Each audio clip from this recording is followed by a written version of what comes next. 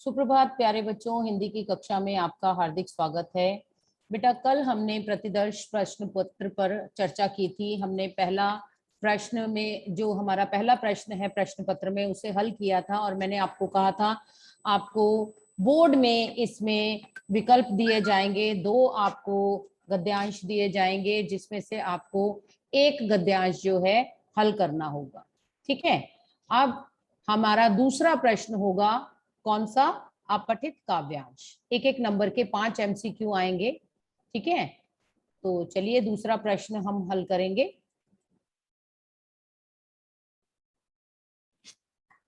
ध्यान दीजिएगा और ध्यान से सुनिएगा और फिर इसका उत्तर भी दीजिएगा। देश के आजाद होने पर बीता लंबी अवधि, अब असह्य इस दर्द से हैं धमनियां फटने लगी। व्यर्थ सीढ़ीदार खेतों में कड़ी मेहनत किए, हो गया हूं और जर्जर बोझ ढोकर थक गया। अब मरूंगा तो जलाने के लिए मुझको, अरे 2 लकड़ियां भी नहीं होंगी सुलभ इन जंगलों से। तो यहाँ पर ध्यान दीजिएगा किसकी बात हो रही है। ठीक है, वन कहाँ है जब कुल्हाड़ों की तृषा है बढ़ रही, काट डाले जा रहे हैं मानवों के बंधु तरवर। फूल से, फल से, दलों से, मूल से, तरुछाल से, सर्वस्व देकर जो मनुज को लाभ पहुंचाते सदा, कट रहे हैं ये सभी वन। पर्वतों की दिव्य शोभा है निरंतर हो रही विद्रूप, ऋतुएं रो रही गगनचुंबी वन सदा जिनके हृदय से। फूटते झरने, नदी बहती सुशीतल नीर की, हर पहर नित चहकते हैं कूकते रहते विहग। फूल पृथ्वी का सहज श्रृंगार करते हैं जहां। तो अब देखिए इस पर आधारित ये प्रश्न है। ठीक है, इनको प्रश्नों को देखिए और उचित विकल्प आपको ढूंढना है। तो इसलिए जल्दी से आप लोगों को क्या करना है, जल्दी से प्रश्न पढ़िए, उसका हल पढ़िए और हैंड रेज कीजिए कि कौन बच्चा उत्तर देना चाह रहा है।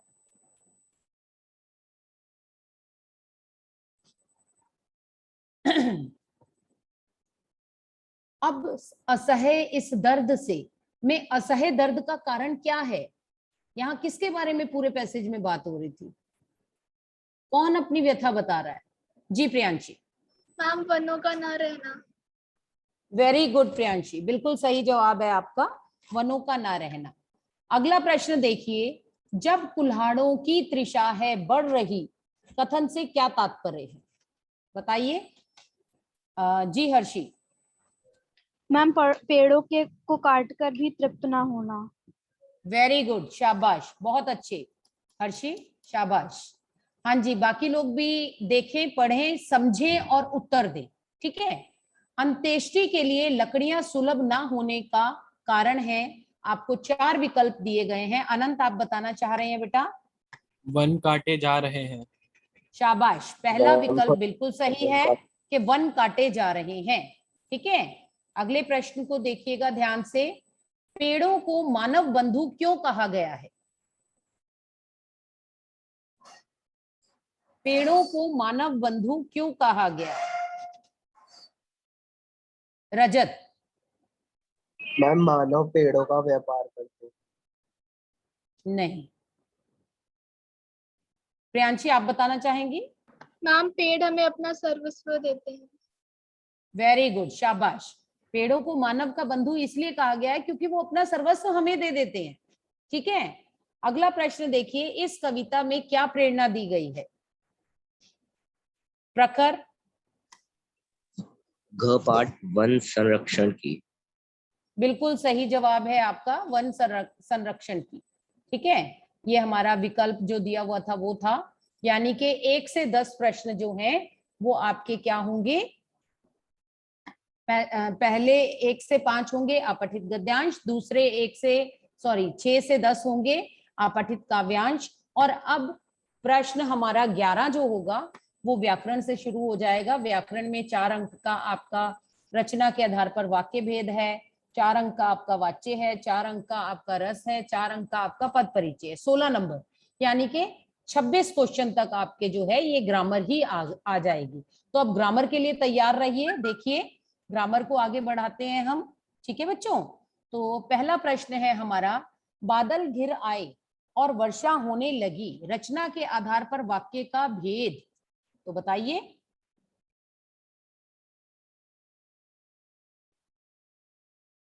अनंत।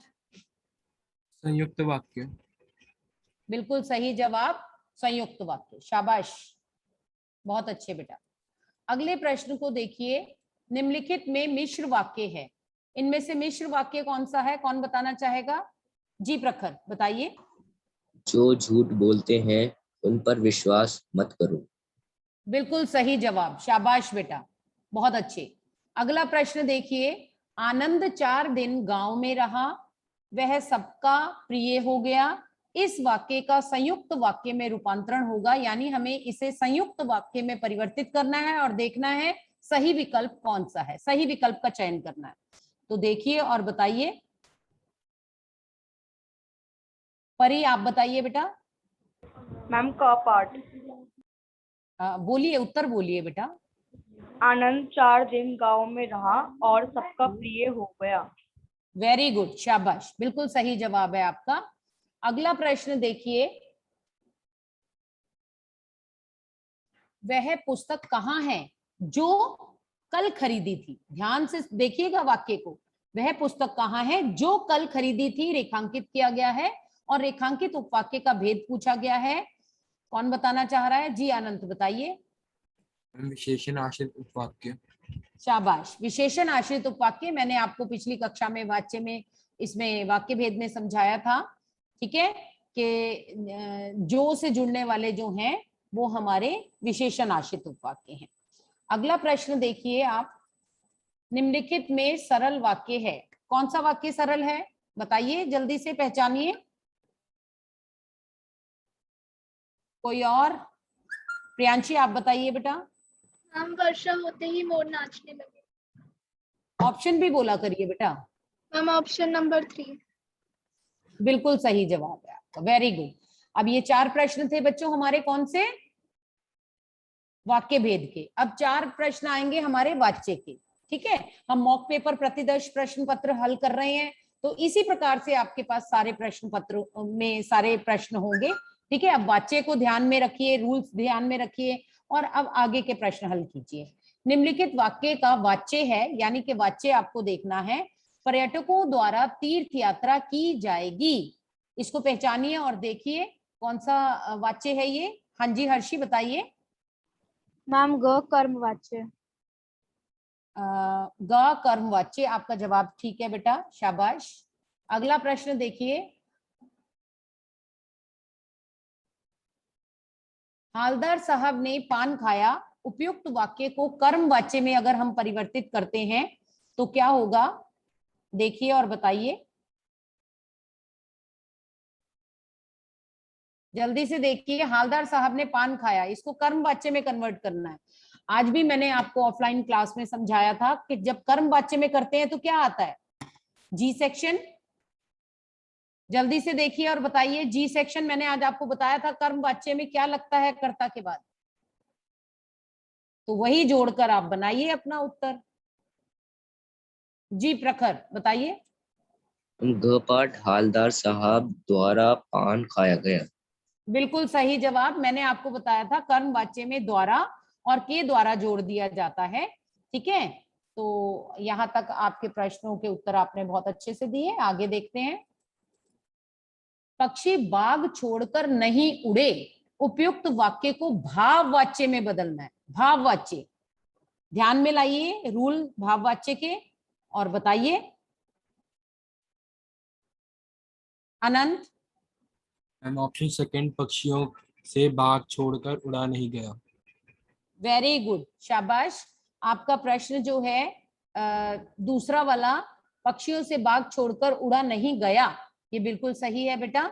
एक तो से आ गया, नकारात्मकता का भाव आ गया, ऑलवेज पुलिंग रहता है, अन्य वचन में रहती है क्रिया, ठीक है। सारे रूल जो हैं हमारे, नियम जो हैं यहाँ सही हो रहे हैं, इसलिए हमने दूसरे वाले विकल्प को का चयन किया है। अगला प्रश्न देखिए, निम्नलिखित वाक्यों में से कर्तृवाच्य वाला वाक्य छांटिए। तो अमीज आप बताना चाह रहे हैं बेटा? यस मैम, खाबा। बेटा आंसर भी बोला करिए ना। मैम, छात्रा से सभी का स्वागत करवाया गया। नहीं, अनंत आप बोलो। ऑप्शन थर्ड, छात्रों ने सभी का स्वागत किया। बिल्कुल सही। बेटा देखिए यहाँ कर्तृवाच्य पूछा था, ठीक है, और मैंने आपको ऑफलाइन क्लास में भी आज समझाया था कि कर्तृवाच्य में कर्ता के पश्चात ने लगता है। जब तक आप नियमों को कंठस्थ नहीं करेंगे, उनको आत्मसात नहीं करेंगे, उनको याद नहीं रखेंगे, तो आप हल भी नहीं कर पाएंगे। तो आप सभी से निवेदन है कि नियम जो है, रूल जो है, उसे जो मैंने आपको एक प्रारूप सा बनाकर दिया है, उसका माइंड मैप बनाकर दिया है, एक पेज में ही बनाकर दिया है, उसको पहले दिमाग में ले आए और फिर आप हल कीजिए। देखिए फिर आपके सारे प्रश्न सही आप हल कर पाएंगे। आगे देखते हैं। अगला प्रश्न है हमारा, आओ वहां नहीं, निम्नलिखित में से कौन सा भाववाच्य का सही विकल्प है? भाववाच्य का सही विकल्प छांटना है आपने। भाववाच्य का सही विकल्प, इनमें से भाववाच्य का सही विकल्प कौन सा है? आओ वहां बैठे, आओ वहां बैठा जाए, अब वहां बैठते हैं, चलो अब वहां बैठे। रजत? मैम आओ वहां बैठा जाए, सेकंड ऑप्शन। आओ वहां बैठा जाए, बिल्कुल सही जवाब है आपका बेटा, ठीक है, शाबाश। अब आगे देखिए हमारा पद परिचय, ठीक है। पद परिचय हमने आपको विकारी, अविकारी, संज्ञा, सर्वनाम, विशेषण, क्रिया, क्रिया विशेषण, संबंध बोधक, समूचे बोधक, विस्मय आदि बोधक, निपात, सभी हमने आपको विस्तार से करवा दिया। अब यहाँ पर हमें पद परिचय में उसको हल करना है, देखना है कि सही विकल्प कौन सा है। तो देखिए किन्हीं 4 प्रश्नों के उत्तर दीजिए। हम कल दिल्ली जा रहे हैं, रेखांकित पद का परिचय है दिल्ली। अब आपको 4 विकल्प दिए गए हैं। दिल्ली संज्ञा है, सारे ही संज्ञा के विकल्प दिए हैं, जातिवाचक है या व्यक्तिवाचक है दिल्ली, ठीक है, जो भी है उसके भी 2-2 आगे दिए गए हैं, 2 जाति हैं और 2 व्यक्ति हैं। तो आप देखिए और बताइए। अनंत? हाँ जी, मैम कौन सा ऑप्शन विकल्प नंबर, सही है?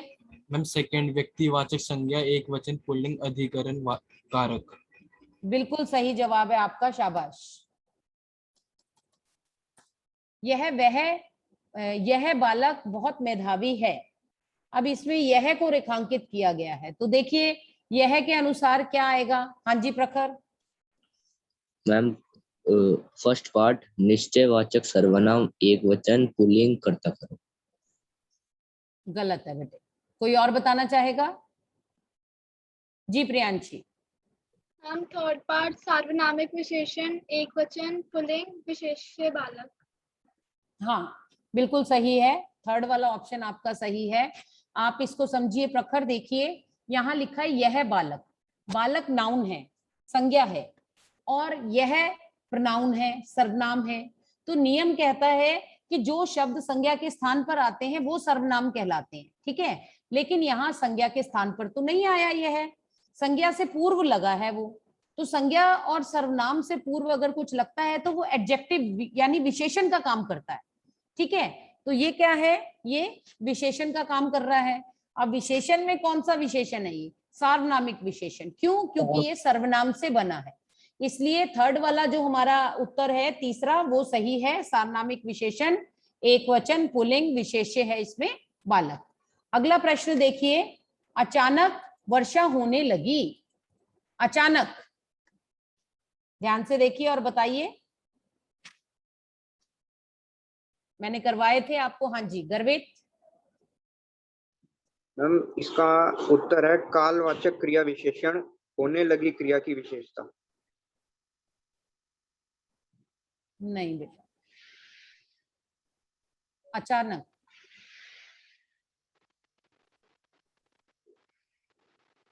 अचानक हमें क्या बता रहा है?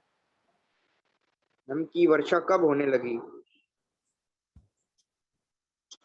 अचानक जो है वो हमें मेथड बता रहा है। कैसे कैसे वर्षा होने लगी? अचानक वर्षा होने लगी, ठीक है। तो अचानक तो मेथड हुआ ना, विधि हुई, तो रीतिवाचक हुआ। रीतिवाचक क्रिया विशेषण होने लगी क्रिया की विशेषता बता रहा है वो, ठीक है। अगला प्रश्न देखिए, वाह, भारत मैच जीत गया। अब वाह को रेखांकित किया गया है और 4 विकल्प दिए गए हैं। अब उसमें 2 विकल्प एक दिए गए हैं, एक विकल्प अलग है, एक और विकल्प अलग है। तो आप बताइए।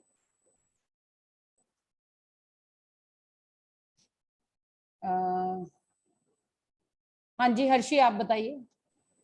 मैम इसका आंसर है घ, विस्मय आदि सूचक अव्यय प्रश्न सूचक प्रसन्नता सूचक। यस मैम, प्रसन्नता सूचक भाव की अभिव्यक्ति। जी, अगला प्रश्न देखिए। शाबाश, तुमने बहुत अच्छा कार्य किया है। शाबाश, तुमने बहुत अच्छा कार्य किया है। तुमने रेखांकित किया गया है यहाँ पर, तो तुमने क्या होगा बेटा?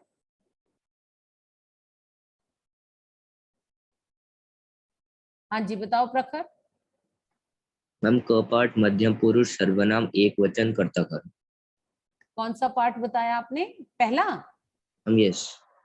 सही है आपका जवाब, ठीक है, बिल्कुल सही है आपका जवाब, ठीक है।